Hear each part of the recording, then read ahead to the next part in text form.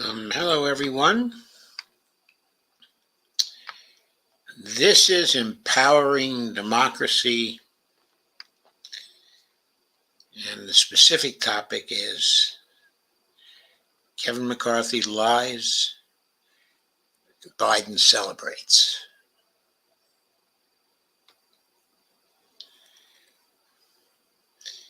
It may be difficult to understand that particular title, but it corresponds to some articles which appeared in the Fiscal Times. I'm going to go over those, and then those will give us a chance to understand what stupidity lies underneath that particular title.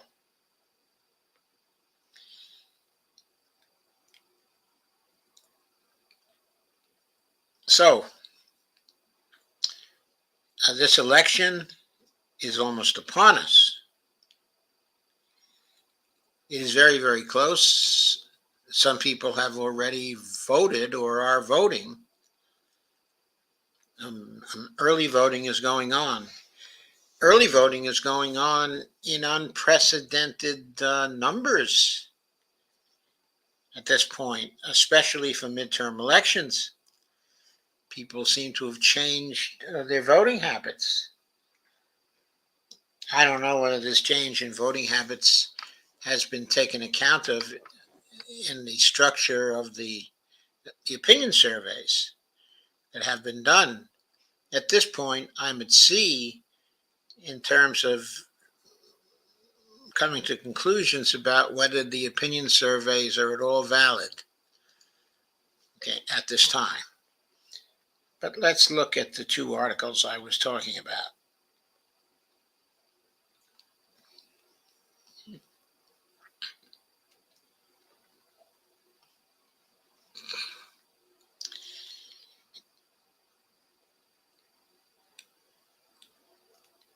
So here's an article about Kevin McCarthy from the Fiscal Times. Kevin McCarthy, if you don't know, is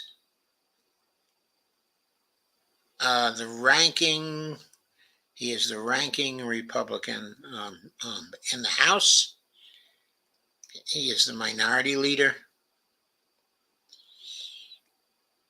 If the Republicans should win on the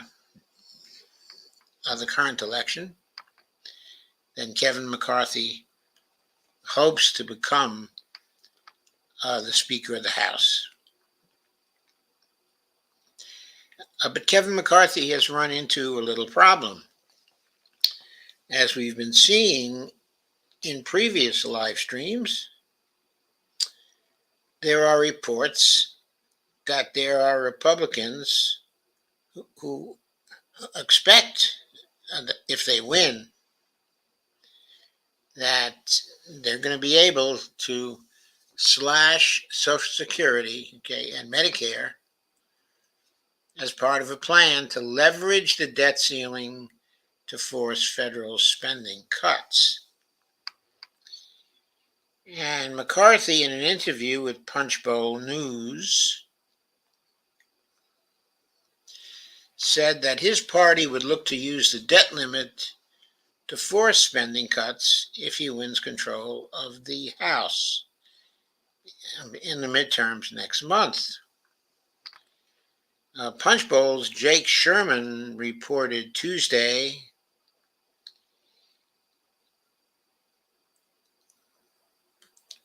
that Kevin McCarthy said he would not predetermine whether entitlement reforms would be part of that debate. Other GOP leaders, meanwhile, have recently suggested changes to Social Security and Medicare, including some who have proposed forcing cuts to the programs in conjunction with raising the debt limit, a strategy that carries enormous risks, given that failure to raise the debt limit could cause global financial chaos. In a Wednesday morning interview with CNBC, McCarthy said he never brought up the entitlement programs in his Punchbowl news interview and pointed instead to a one-line promise to strengthen the programs contained in House Republicans' Commitment to America agenda for next year. And he said, quote, "Let me be very clear. I never mentioned Social Security or Medicare. Actually, in the quote, commitment to America, unquote, we say to strengthen Social Security and Medicare," McCarthy said to CNBC. And McCarthy acknowledged that the debt ceiling needs to be lifted, but argued that spending cuts should be part of that process. The question was, would you just raise the debt ceiling without having a discussion? Not about entitlements, but about your spending behavior right now? And my question would be, we have to change our behavior. We can't continue down this path.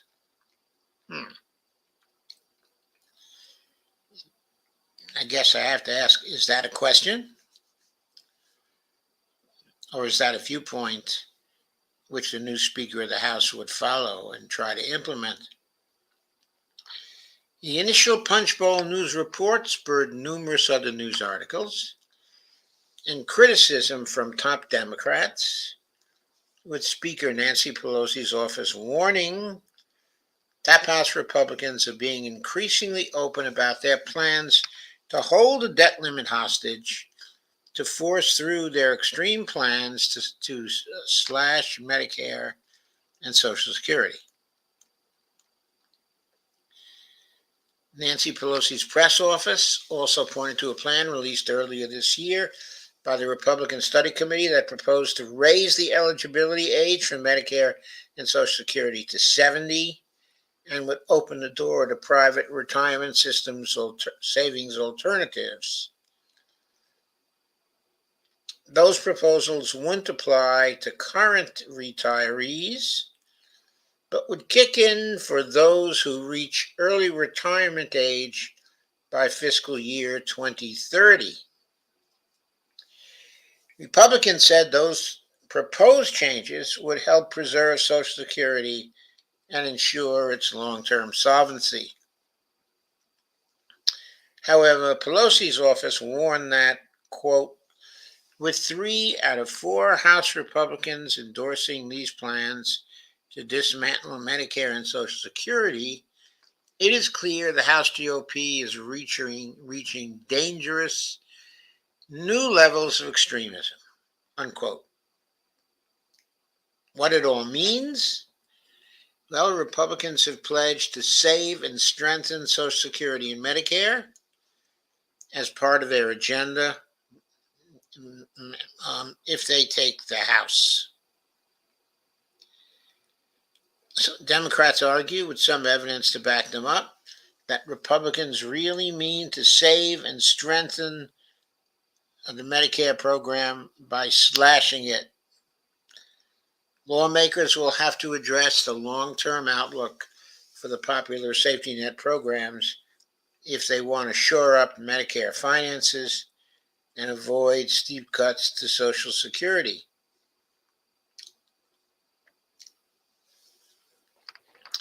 But trying to do so as part of a debt limit showdown could be dangerous and less effective.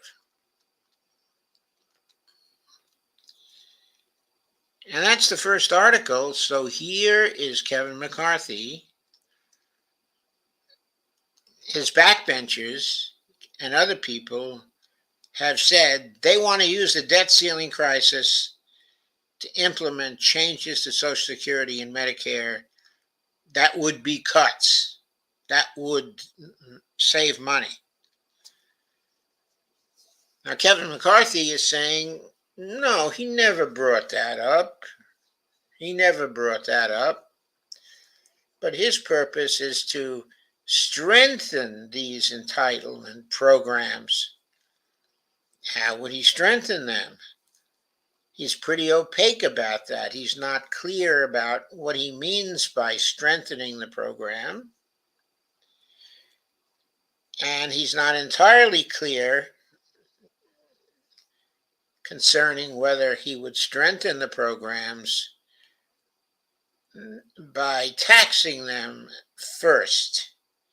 And of course, he hasn't completely clear about the likelihood that he thinks that strengthening the program means cutting it.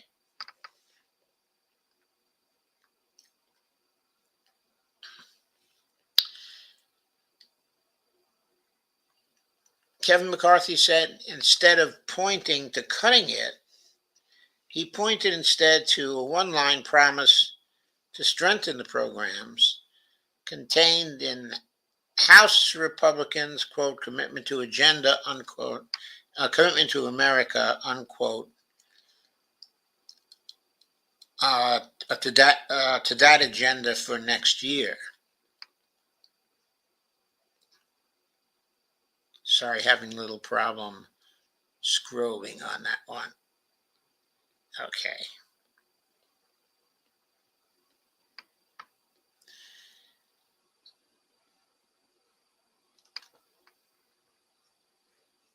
So the short section in the article by Yuval Rosenberg deals with the question of what it all means.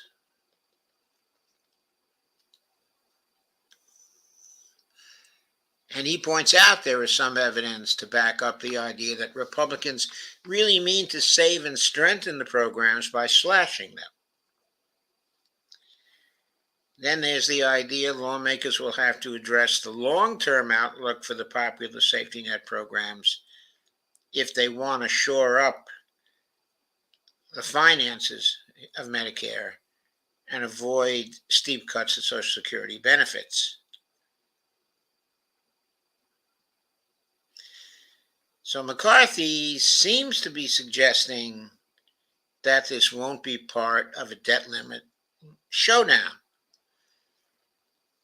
But quite a few of his backbenchers want to have a debt limit showdown. They want to set up a trade between cuts to entitlement programs and getting a debt limit actually passed. Nowhere do they talk about the monetary sovereignty of the government. Nowhere do they talk about the capability of the government to spend on anything it wishes to spend on, as long as that thing is for sale in dollars. None of them recognize the idea of the United States being a monetary sovereign. Not one of them addressed the idea of the capability of the United States to deficit spend without actually going broke. And the fact that this article appears in the Fiscal Times and talks about saving and strengthening Social Security and Medicare by cutting them is a very good measure of the fact that when Democrats say they want to save and strengthen the Social Security program, they are talking about spending more on entitlements, while when the Republicans say the same thing, they're mostly talking about actually cutting the entitlement programs to begin with, saving money by doing so, and saving the program by doing so. So for them, Cutting the program is saving the program. From the viewpoint of the Democrats, saving the program means something entirely different, okay, at all. So let's find out more about what that might mean. Well, people who read the Fiscal Times, where this article appears, know what it might mean. It means if you want to address the long-term outlook for the program, you have to project into the future, and you have to see that 10, 20, 30 years from now, the trust funds for the program won't be zeroed out. Nowhere in their thinking is there consideration of a policy which simply allows the federal government to mark up the Social Security accounting record, but by whatever amount is necessary to make the program solvent for good. This, of course, might involve the federal government spending more as a percent of GDP on the program. Okay, but of course, the federal government has a perfect right and a perfect degree of capability to do exactly that, to strengthen Social Security. So when Bernie Sanders and Elizabeth Warren talk about strengthening the Social Security program, they're talking about but just appropriating additional money for the Social Security program. When the Republicans and fiscal conservatives like the Fiscal Times and the Peterson Foundation, when they talk about strengthening the program, they're talking about spending the trust fund over a longer period of time, so the money will last for a much longer time. That's what they think strengthening the program is.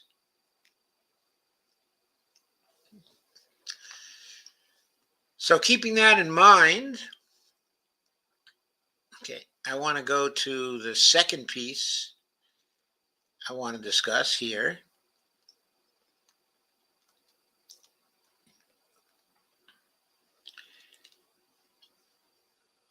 which is a piece about Joe Biden.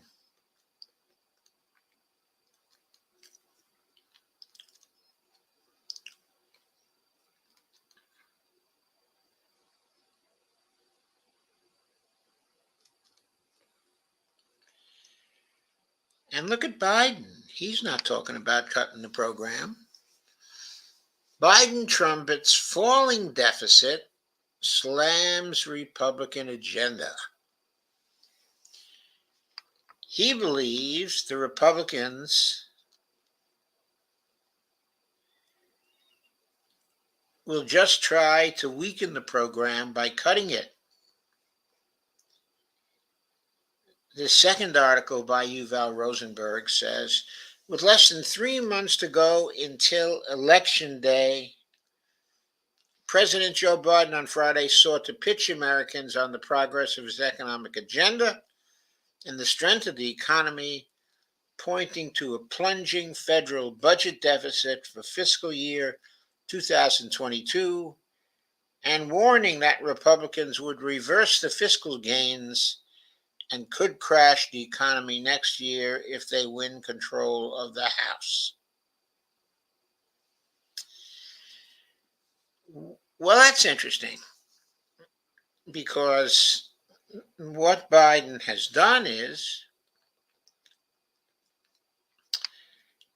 well, let's get after the next paragraph.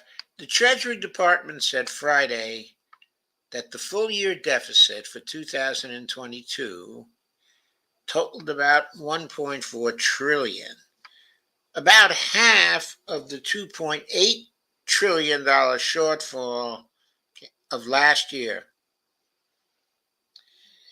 Biden touted the decline as the largest one-year drop in American history. He said, quote, "Today we have further proof that we're rebuilding the economy in a responsible way."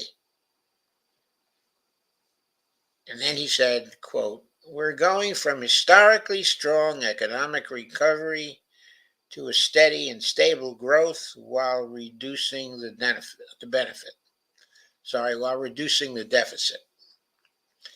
He then tore into Republicans ahead of the November elections, arguing that the previous administration drove up the deficit each year and that GOP lawmakers will wreck the economy, take an axe to Social Security, and undo a new law to lower drug prices if given the chance.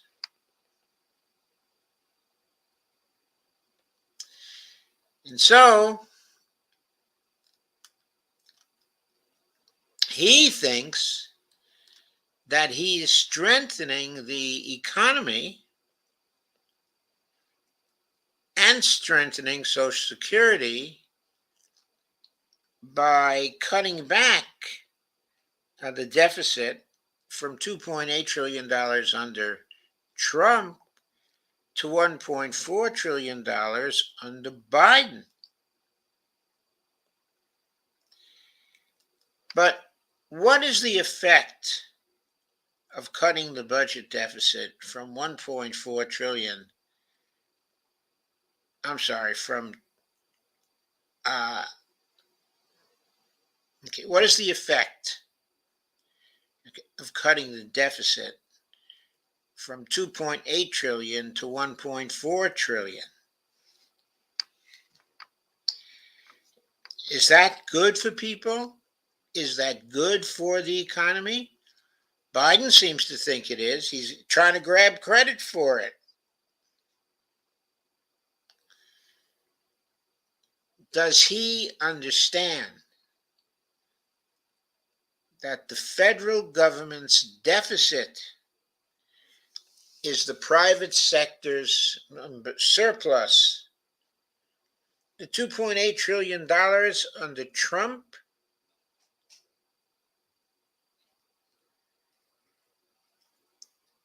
that particular budget deficit for the federal government, that was a $2.8 trillion surplus for the private sector. So Biden made the private sector poorer by cutting a deficit from $2.8 trillion to $1.4 trillion. So he was really successful. He took $1.4 trillion out of the pockets of the private sector. He touted the decline as the largest one-year drop in American history. Quote, "Today we have further proof that we're rebuilding the economy in a responsible way," he said. And quote again, "We're going from historically strong economic recovery, to a steady and stable growth while reducing the deficit." Now, how can that be done if he's withdrawing $1.4 trillion that wouldn't have been withdrawn if he had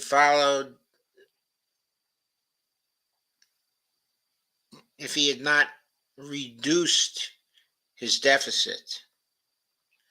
His reducing the deficit took money out of private sector pockets.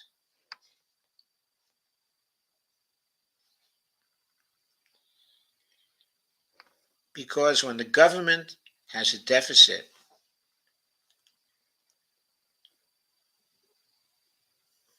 of $1.4 trillion, the missing $1.4 trillion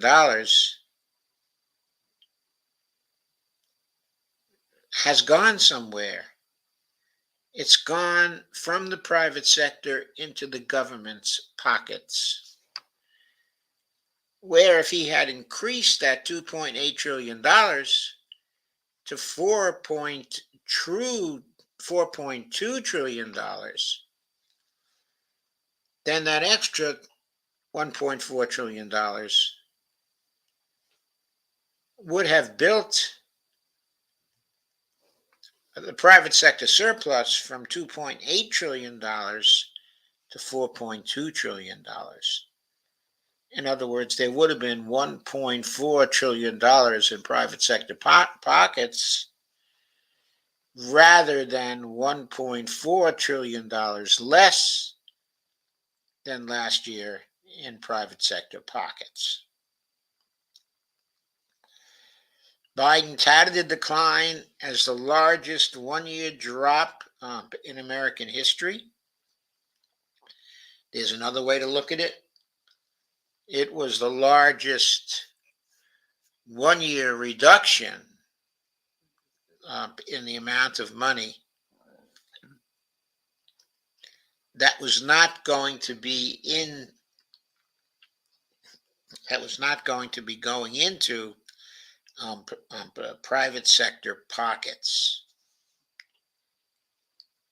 By cutting the deficit by $1.4 trillion, he took $1.4 trillion out of private sector pockets that otherwise would have gone in there.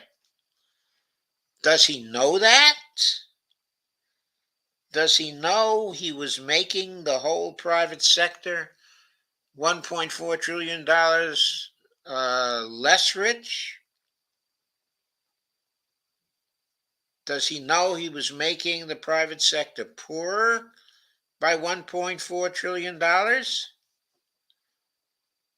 Does he know the sectoral financial balances equation? Why not?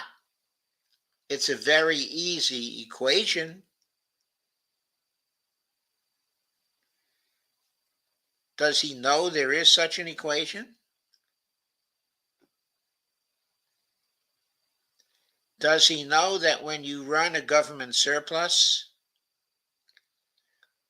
you are taking money out of the private sector? That when you run a government deficit, that you're putting money into the private sector? Does he know these relationships? If he did know these relationships, he wouldn't be celebrating. He wouldn't be celebrating the government taking in $1.4 trillion more. He would be lamenting that, because he would know that some people in that private sector are losing $1.4 trillion because of his actions, and they might be pissed about that.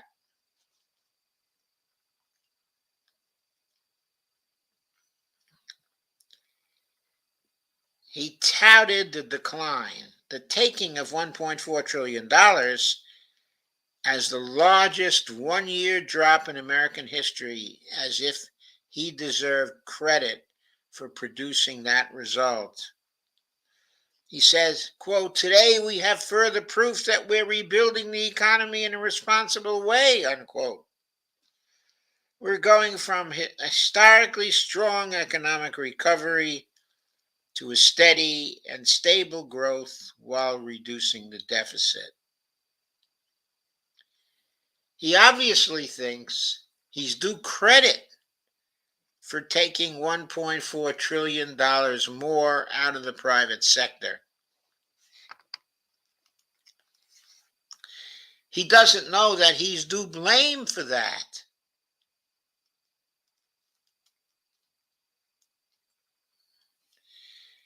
And just like Kevin McCarthy, who evidently believes that he'll be doing everyone a favor if he cuts even more out of the deficit that used to be, perhaps by cutting the $2.8 trillion shortfall in half. He thinks he'll be due credit for that. He thinks that people won't recognize that by cutting the deficit, he's made all of them poorer, even his own constituents, even his own supporters.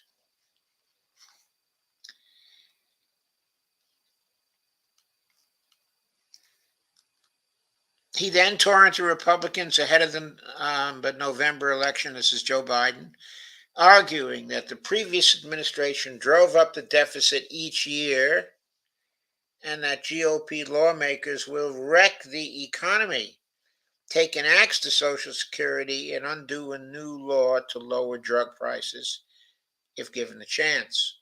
Quote, congressional Republicans love to call Democrats big spenders, and they always claim to be for less federal spending, Biden said. But let's look at the facts. The federal deficit went up every single year in the Trump administration. Every single year he was president. That meant, by the way, that every single year in the Trump administration, he was adding dollars. His programs were adding dollars to the private sector. Now, of course, there are many of us who don't like the way he added dollars because from their point of view, from my point of view, he was adding dollars to the wrong pockets in the private sector. But at least he was adding dollars to the private sector, and in doing so, he was growing the economy, even though he was adding to a greater amount of inequality in society. Every year he added to the inequality, but every year he added to growth in the private sector.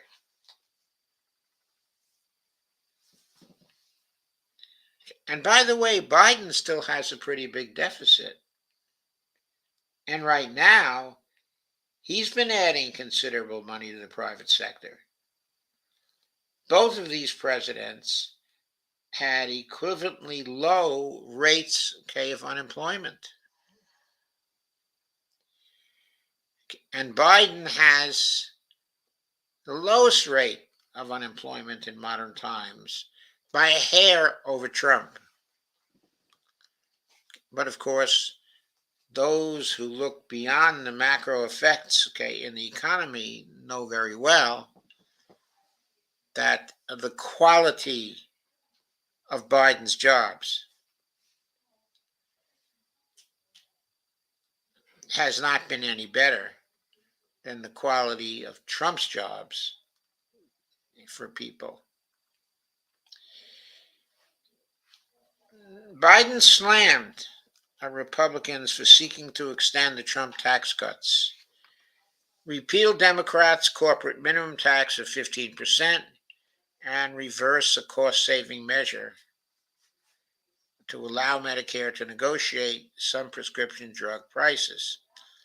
Quote, put it all together, and the Republican plan would add about $3 trillion to the deficit. $3 trillion, unquote. Biden said, quote again, adding another $3 trillion to the deficit is reckless It's irresponsible, and it would make inflation worse. Well, Biden doesn't know that. It might be that adding 3 trillion to the deficit would be reckless, would be irresponsible, and might make inflation work. But the evidence out there right now, in the face of other programs, is that if another 3 trillion had been added to the deficit, and if that 3 trillion had focused on problems that would create green jobs for years to come, it is quite likely that that $3 trillion would not have made, the deficit. I'm sorry, would not have made inflation still worse. So Biden, continuing an effort to make Social Security a key issue in the election, also warned about Republicans' plans to leverage the nation's debt limit to force spending cuts. There are a number of Republicans, including House Minority Leader Kevin McCarthy, Republican of California, who have indicated that they'll try to extract concessions from Biden, potentially including changes to entitlement programs in exchange for raising the debt ceiling. If you're worried about the economy, you need to know this. The Republican leadership in Congress has made it clear they will crash the economy next year by threatening the full faith and credit of the United States for the first time in our history, putting the United States in default unless we yield to their demand to cut Social Security, and Medicare. And quote again, let me be really clear, I will not yield. I will not cut Social Security. I will not cut Medicare, no matter how hard they work at it. Republicans say their proposed changes are meant to ensure the long-term solvency of both Social Security and Medicare. How will it ensure the long-term solvency of both Social Security, and Medicare, if money is taken out of the economy and deflates the economy each year going down the road? If the economy doesn't grow, if it stays in a deflated state, then that will mean that tax revenues are less. It will also mean there will be less growth.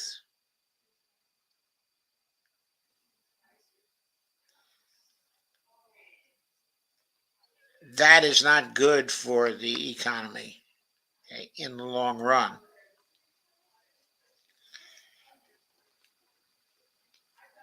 It doesn't ensure the long-term solvency of both Social Security and Medicare. Why not? Simply because the solvency of both Social Security, and Medicare are not are dependent on the monies that are in the trust funds of Social Security, and Medicare. They're dependent on whether or not Congress will appropriate the money needed to pay out the benefits from Social Security, and Medicare. That's the key, that the appropriations take place. The solvency of Social Security and Medicare is dependent on whether the government remains solvent. And since the government is a monetary sovereign, and since the 14th Amendment stops the government from falling into bankruptcy, that means as long as the government stays a monetary sovereign, It will always be solvent, and any programs that are appropriated by Congress will always be solvent as long as the appropriations take place. That is the key. Biden often says he wants voters to compare him to the alternative, not to the almighty. A clever line. In that vein, his remarks last Friday sought to frame the midterm elections as a choice rather than a referendum on his record. It's MAGA, it's mega MAGA trickle down, Biden said of the GOP agenda. The kind of policies that have failed the country before and will fail it again. It'll mean more wealth to the very wealthy, higher inflation for the middle class. That's the choice we're facing. And for some reason, he thinks that when he withdraws money from the economy each year to the tune of trillions of dollars,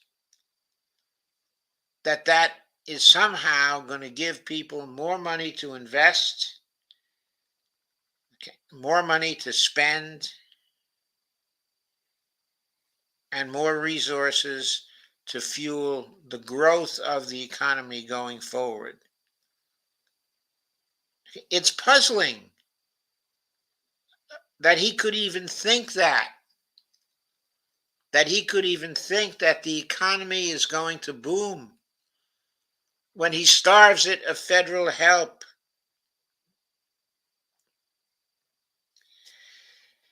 What's really behind the record drop in the deficit?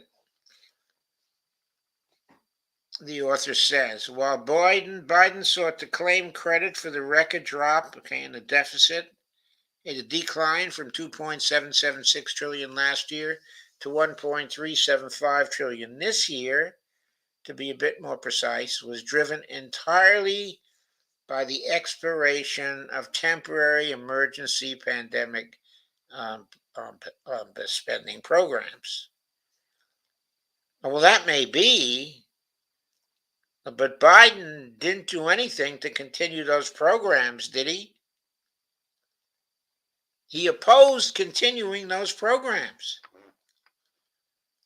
So he is responsible for the record drop that was experienced, okay, in the deficit. But we have to keep in mind one thing. That drop in the deficit cost the private sector 1.375 trillion this year. The expiration of the emergency programs was not a good thing. If he wants credit for it, he can have it. But it was not a good thing. It was something that caused the dynamism in the economy to begin to disappear. It created a situation where we were left with a lack of dynamism in the economy, and where the economy definitely moved towards stagnation. Over that period of time, we began to get an economy characterized by stagflation. That was Biden's fault. He shouldn't be due any credit for that. He screwed up. He doesn't even understand that when the government runs a deficit, that is a surplus for the private sector. Tax revenues jumped 21% from a year ago, and spending fell by 8%. Yet, an analysis by the Committee for a Responsible Federal Budget, which is, by the way, a Peter G. Peterson Foundation supported group, they point out here, a nonpartisan group that advocates for reducing the deficit, found that more than 100% of the decline in the deficit was due to shrinking or expiring COVID relief spending. The group challenges Biden's claims to fiscal responsibility, saying that the president's actions while in office have added increased deficits by 4.8 trillion through 2031. Well, in a perverse way, that does translate into fiscal responsibility. And the reason why it does is he added $4.8 trillion worth of deficit through 2031 over roughly 10 years. So he added $500 million per year to the deficit. That's to be celebrated. Of course, he's not celebrating that.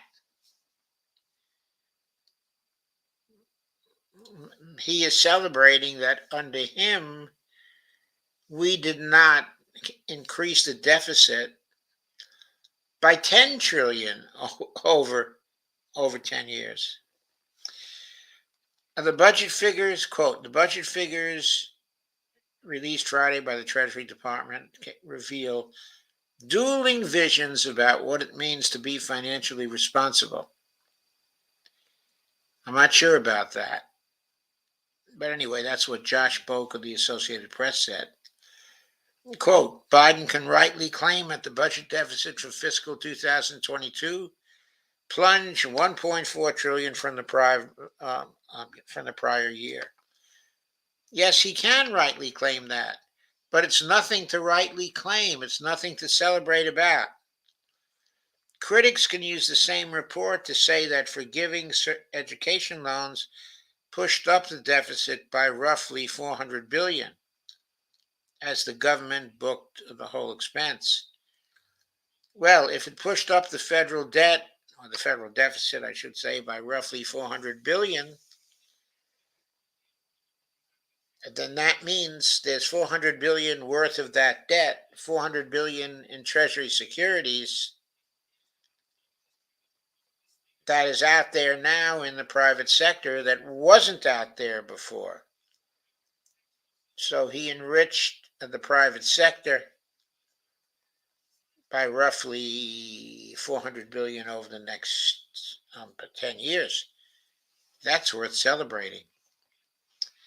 The bottom line, while the drop in the deficit may be hysteric, the $1.4 trillion budget gap remains historically huge, and the election outlook as of now suggests plenty of high-stake fiscal fights ahead in 2023.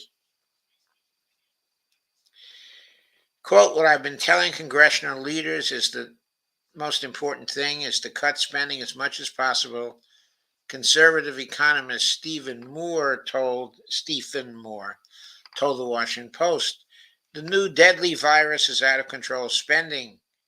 They have to take a hatchet, to the budget, said Stephen Moore. Who is Stephen Moore?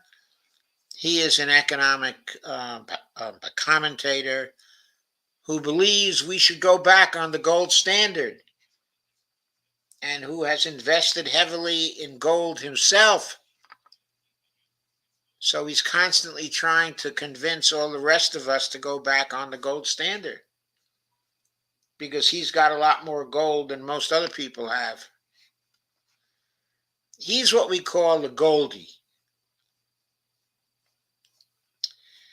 When we lived under the gold standard, we had a depression every 10 years or so. On the money, according to the clock, these recessions or depressions occurred. Some of them were particularly serious, like the Depression of 1873 and the Depression of 1800 and 93. They were ruinous for the economy. But Stephen Moore wants to go back to that.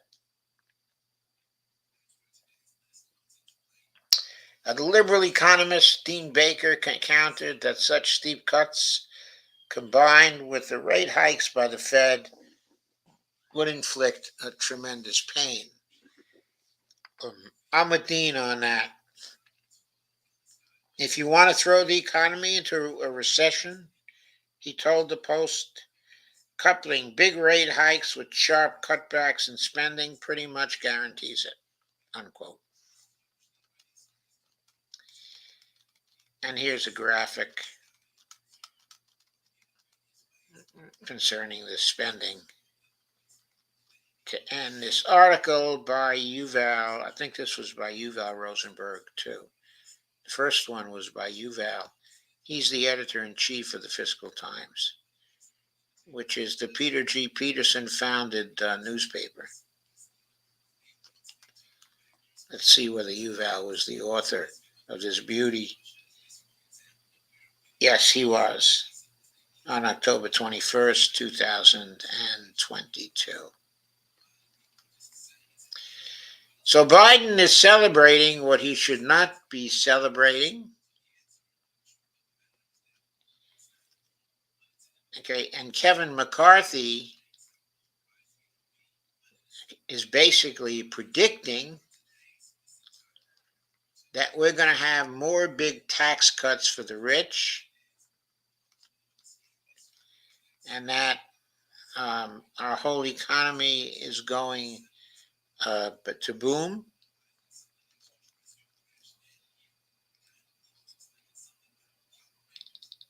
But he is not celebrating what Biden has done.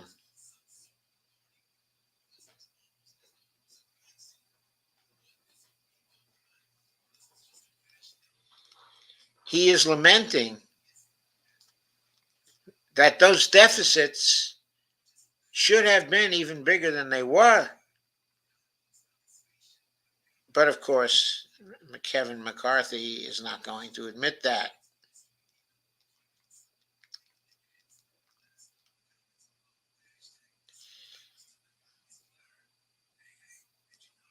And so that's the paradox.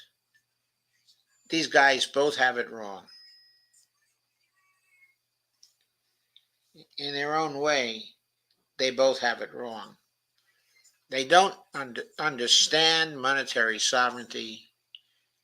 They don't understand how federal money is actually created. They don't have a clue about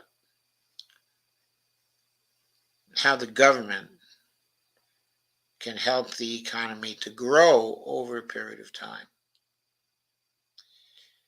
When you read what they say, when you think it through, they're both talking nonsense. If the Republicans are returned to office, we're going to have another 2 years of nonsense from now until the end of 2024. If the Democrats are returned to office, we're also going to have another 2 years, of nonsense, because Biden will be doing his level best to take money out of the economy, which will eventually cause a deep recession. And while he's doing that, he'll be looking for credit the whole time, because he thinks, from his point of view, that he would have ensured the fiscal responsibility. What he's going to ensure instead is going to be the return to office of Donald Trump or some other Trumpist who will be leading the American people in their rebellion against the return of austerity to the federal government. We can't allow this, folks. We got to get on with our MMT education. We have to bring it home to everybody that when you deficit spend, it is not actually necessarily good. but it does add to the net financial assets that are in the private sector. Those deficits are a necessary condition for the economy to do good. They're not sufficient because the deficits have to be targeted to the right place, okay, in the economy. But we need those deficits. And the refusal of the Democrats to understand that we need those deficits is just naked stupidity on their part. And that naked stupidity has to end for all our sakes, including for the stake of stopping the government from getting taken over by the fascists again. And lest anybody think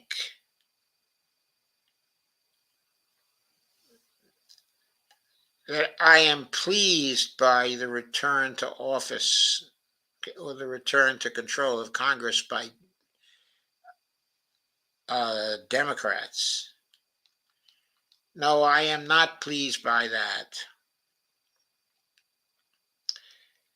I think the Democrats have been running an inverted totalitarian system. I have to say, though, I do interpret that. I do prefer that to the Republican attempts to convert that system into an openly fascist type of system.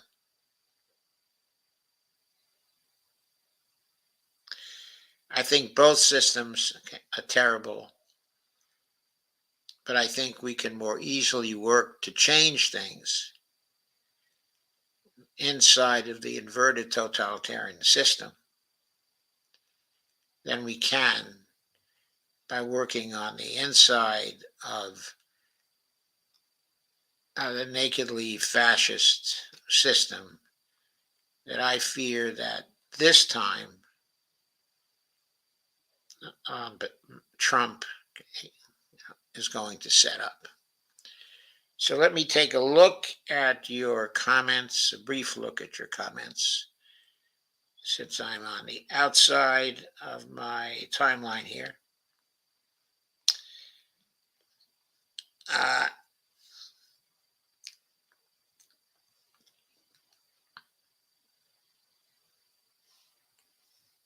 Lots of comments tonight. Thank you, everybody.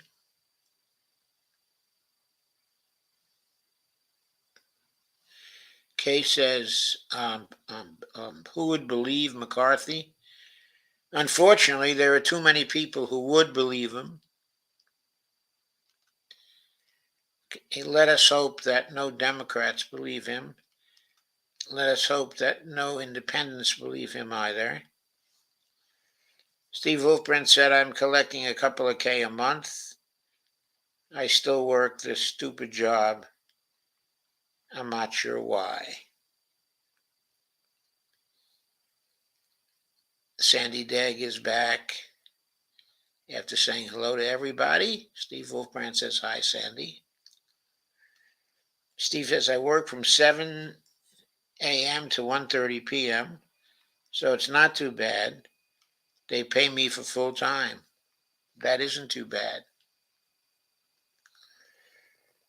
Kay says, we need Rick Larson's SS 2100 Act.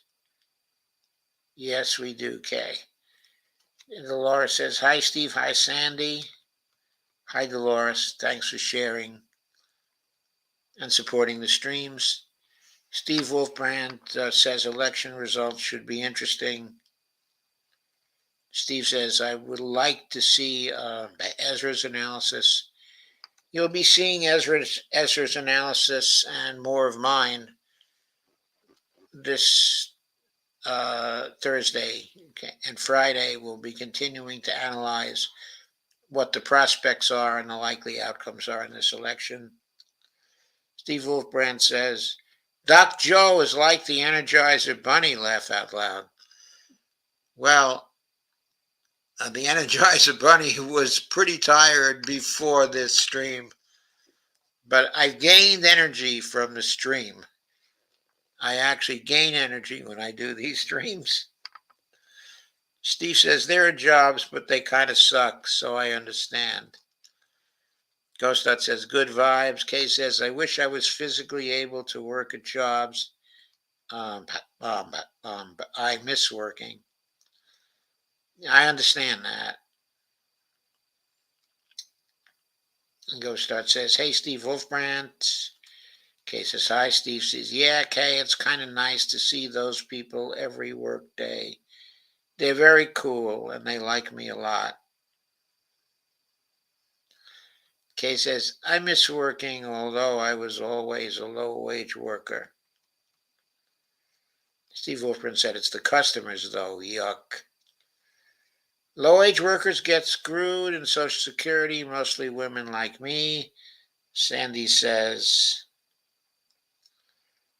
they are going to start charging people for COVID shots. Yeah, I know. I don't think Kaiser's going to start charging people for COVID shots, but I think a lot of the other insurance companies are. Ghostot said, we had a big MMT discussion on Sabby's show a few minutes ago. And what did Sabby have to say about the MMT approach? I mean, I know Sabby's a pretty smart cookie.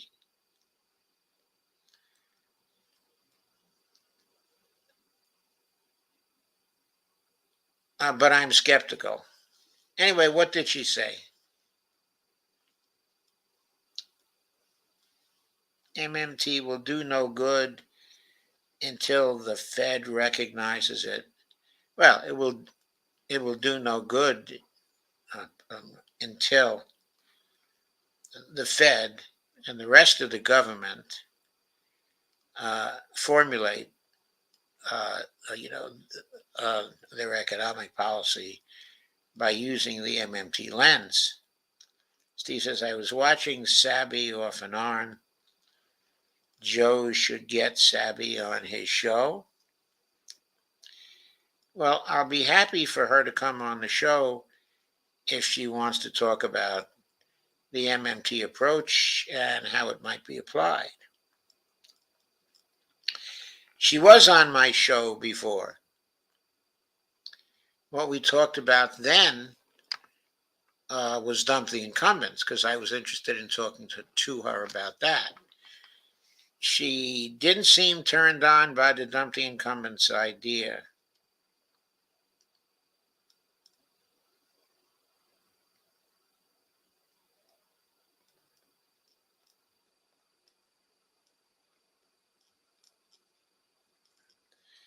I don't understand why the president doesn't know how the economy works. You would think they would have some kind of workshop meeting with all the Congress and keynote and the president. Well, the problem is not that. The president thinks he knows how the economy works because he spends his time talking to his economists. Okay, most of his economists are neoclassical economists, and they don't reflect the MMT approach, which I have to say means they don't know how the economy works. I'll come right out and say it. Steve Wolfbrand, no doubt, Sabby and Firestone. Ooh. Sandy says, we are doomed. Steve Wolfbrand says, free Julian Assange, prosecute Hunter Biden. 9/11 was an inside job. Well, I agree with you on free Julian Assange. I would agree with you on prosecute Hunter Biden. I don't know whether 9/11 was an inside job or not. Steve says it's going to get ugly. Joe, get Sabby on your show. I'll be happy to have Sabby on my show if she would like to come. I would suggest that you suggest to her, since you're going to her shows, that she come on my show to have an MMT discussion. Steve Wolfbrand said, I think Sabby likes MMT. Of course, that Sabby implored everyone to learn MMT. Cool. I'm glad she's imploring them to learn MMT. I'd be happy to have her on my show again. Okay, but I like Sabby. I'd be happy to have her on my show again. Folks, I think that about ends it for today. I ran over just a little. It's 10:07. But anyway, thank you for coming. I'll be back tomorrow. I hope to have some shows in the morning, but Bonnie and I have to go to Falls Church tomorrow for the final meeting she has related to getting her hearing aid working properly. She has a hearing aid that seems to be working very well, but we still have a few things to figure out about it. They haven't trained us as well as perhaps they should. So tomorrow we're going for that meeting, and we're going to solve all the problems. But I'll probably be back in the late afternoon. I will have a show tomorrow night. I hope to be able to get in 2 shows tomorrow morning before we have to leave. Anyway, I will see you tomorrow. I hope you liked this show and all the various shows I've been doing. I will return soon. Please don't forget, I have my patreon.com Joe/Joe_Firestone account. And I have my Buy Me a Coffee account. I'd love it if you could occasionally visit those. Sandy says, good luck with your meeting, Bonnie and Joe. Well, thank you, Sandy.